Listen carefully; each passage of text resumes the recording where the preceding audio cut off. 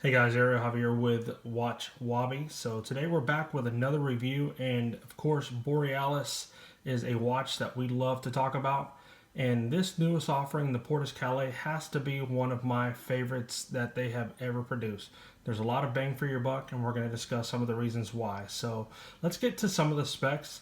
This is a 48 millimeter lug to lug, and it's going to be 41.5 across, so that's going to be the width of it.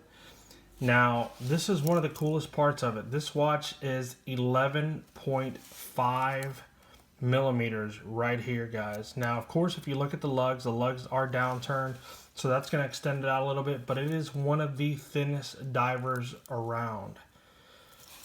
22 millimeter bracelet. It's going to taper all the way down to a 20. Gorgeous bracelet.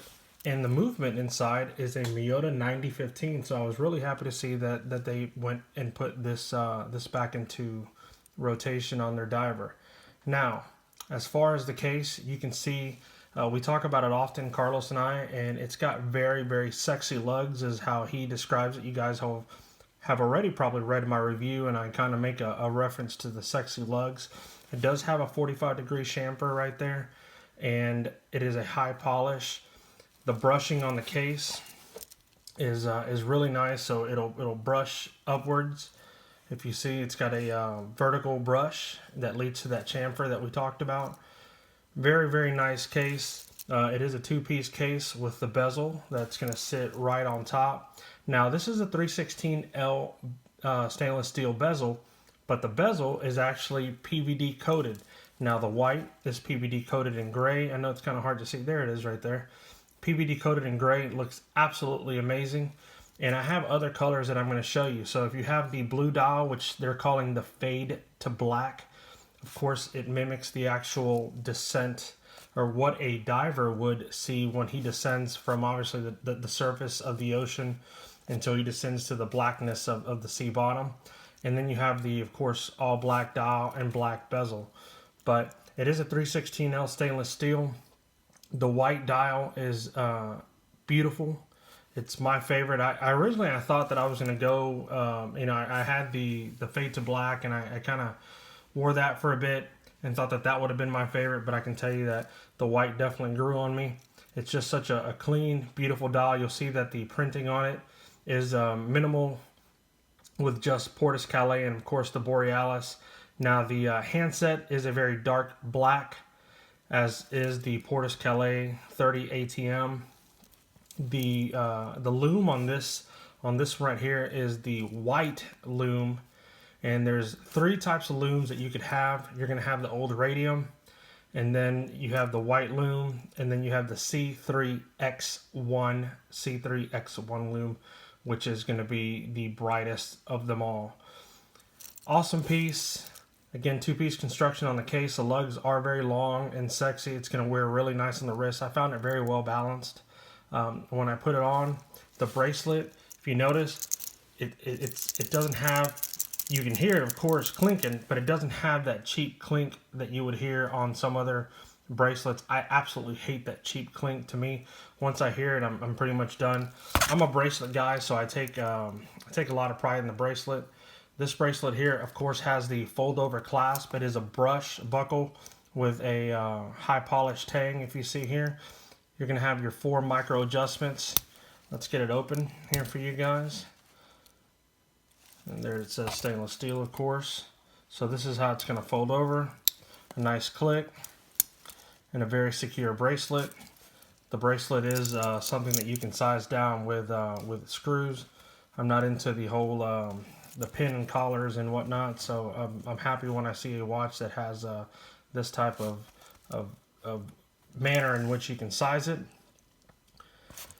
Nice strong clicks. I know that Carlos talked about that the bezel action was going to be better, but I'm not really quite sure how much better it can get, because I thought it was pretty phenomenal right now.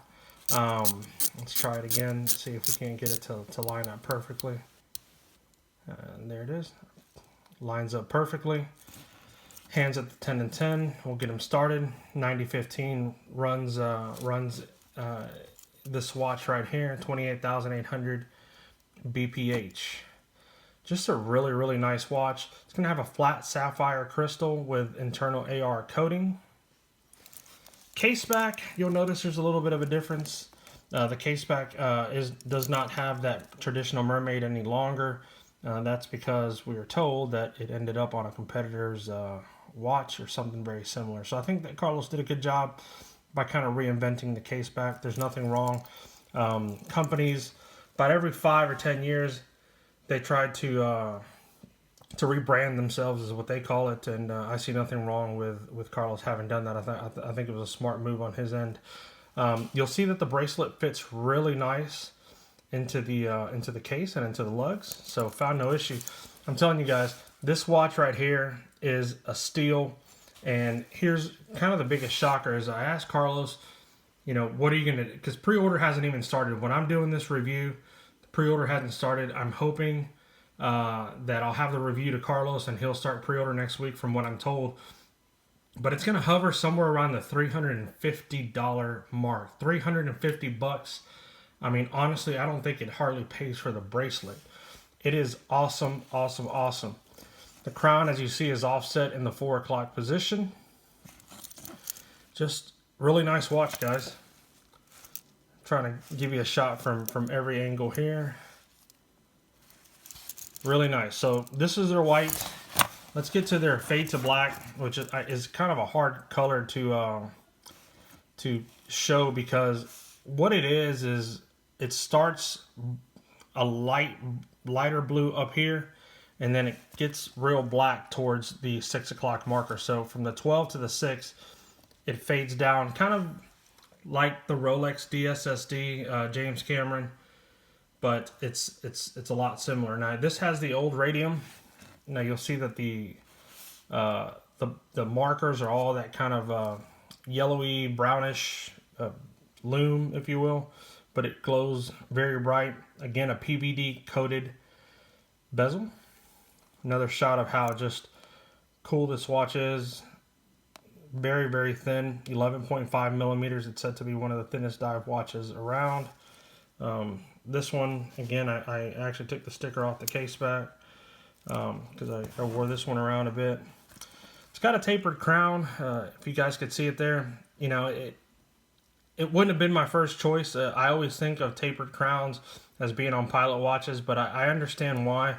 Part of the reason I would imagine that Carlos did it is because when you screw it in, right, which when I screwed it in, buttery smooth, no issues with that, easy to manipulate. If you notice that the bezel, right, it doesn't extend over the case, but I could see how if you didn't do that and the crown was inset anymore, that you might have issues. So I think that they wanted to either make it pop out a little more, if you will. I probably would have put a bigger crown on there, but you know, I'm not a watch designer, and I think that this operates just fine, and it doesn't detract from the look at all. There's probably a pretty good shot of kind of how the dial is. It's really hard to grasp, but I am doing my best to see if I can get it. So this is their fade to black. I think this is probably going to be their flagship watch. And then the safest bet out of all of them, and I imagine this will probably be a big seller, is going to be their black dial, black bezel. Just an incredible watch. If you notice, this one actually has, it's the only one of the bottles that has an actual date wheel. The date wheel on it is black, matches perfectly. I mean, I think they did an amazing job on the actual date wheel and the dial. We'll get this one started as well. Very nice, positioned at the 3 o'clock. I asked Carlos, okay, well, what happens when you get this white dial in a date? And he said that the date window is going to be in white.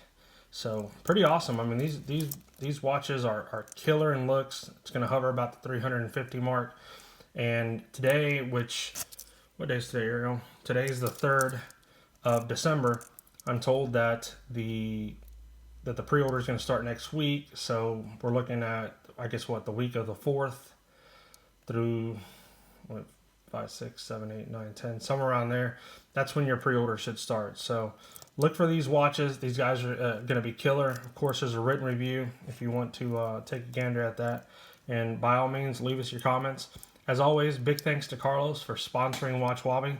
He's one of our dearest friends and does a lot to give back to the community. So for that, Carlos, we thank you. Guys, if you have any questions, comments, or concerns, please leave them in the comments below in this YouTube video, or always visit Watch Wabi, so you can drop us a private message or just leave it in the general comments. We'd love to hear from you, and we'll see you next time. Guys, God bless you. Take care.